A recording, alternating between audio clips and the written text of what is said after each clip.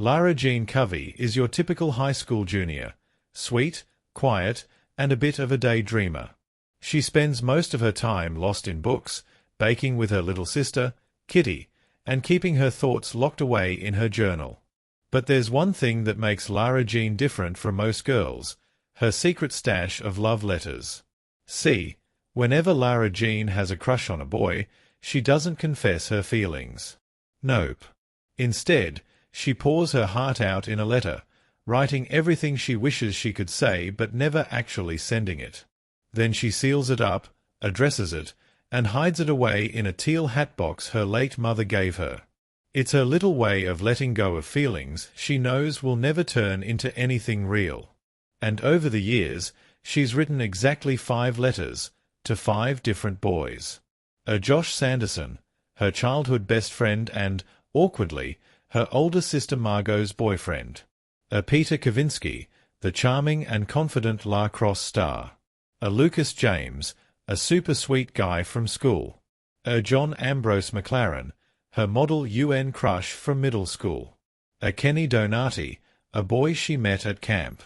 Each of these boys has no idea she ever had a crush on them. And that's exactly how she wants it to stay. Lara Jean's world is perfectly normal, until one fateful day when everything changes. She's at school, minding her own business, when suddenly, BAM, Peter Kavinsky walks up to her, holding one of her letters. He looks completely confused and asks why she wrote all that stuff about him. Before she can even process what's happening, Josh comes into view, also holding a letter. Her heart stops. No. No. No. She panics. Her brain short-circuits. And before Josh can say a word, Lara Jean does the first thing that pops into her head. She grabs Peter by the shirt and kisses him. Right there, in the middle of the school track. Everyone is stunned. Peter is stunned. Josh is definitely stunned. And Lara Jean? She's basically on the verge of passing out from sheer panic. Now, let's talk about Peter for a second. He's one of the most popular guys at school. He's good-looking, and he's also recently single. His longtime girlfriend, Jen, short for Genevieve, broke up with him, and even though he acts cool, deep down, he's not over her. So when Lara Jean comes running at him like a lunatic and kisses him out of nowhere, something clicks in his head. Maybe this could work. Later, Peter finds Lara Jean and makes her a wild offer. They should pretend to be dating. It'll help Lara Jean avoid the awkward situation with Josh. And it'll make Jen jealous, which means Peter can win her back. At first, Lara Jean thinks it's a crazy idea. But after a little thought, she realizes maybe it's not so bad. If they fake date, Josh won't suspect she still has feelings for him, and she can lay low until all this blows over. So they agree. Fake relationship mode activated. The next few weeks are a whirlwind of pretend romance.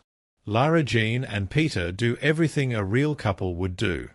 They sit together at lunch. They text each other cute things. They go on fake dates. And, of course, Peter posts all of it on social media to make Jen see what she's missing. Lara Jean even starts tagging along with Peter's lacrosse games, and he surprises her with unexpected gestures, like picking her up for school and giving her his scrunchie to wear on her wrist. But here's the thing, Lara Jean is starting to like it. A little too much.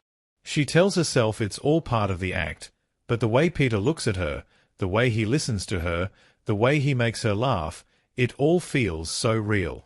And just when things start feeling too good, reality comes crashing in. First, there's Josh.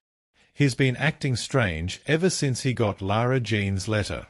He starts bringing up their old memories and hinting that maybe, just maybe, he might have liked her too. But Lara Jean knows there's no way she could ever do that to her sister. Then there's General. She sees Peter with Lara Jean and hates it. She starts making snide comments, bringing up the past, and doing everything she can to remind Lara Jean that Peter will always be hers. Lara Jean tries to act like it doesn't bother her, but deep down, it stings. And then comes the ski trip. The school organizes a weekend ski trip, and Peter convinces Lara Jean to go. They share moments together, laughing, playing in the snow, and even cuddling up on the bus ride there. But the biggest moment? The hot tub scene. Late at night, Lara Jean steps outside and finds Peter relaxing in the hot tub.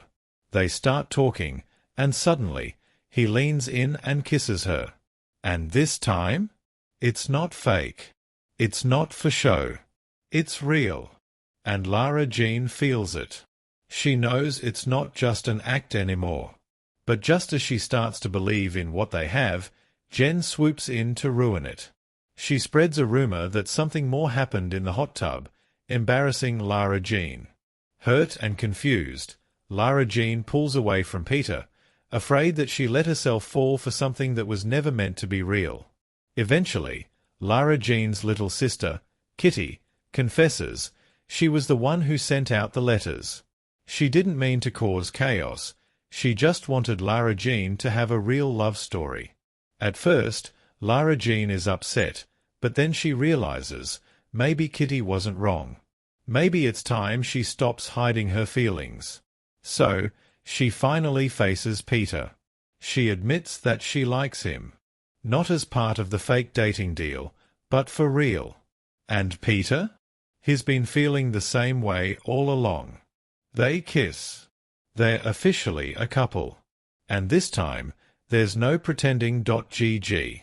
Just when everything seems perfect, the credits roll, but we know there's more drama ahead. A certain someone, John Ambrose McLaren, cough, might just come back into the picture in the next chapter. But for now, Lara Jean and Peter are together, and it's the real deal. And that, my friends, is how 5 unsent letters turned Lara Jean's life completely upside down.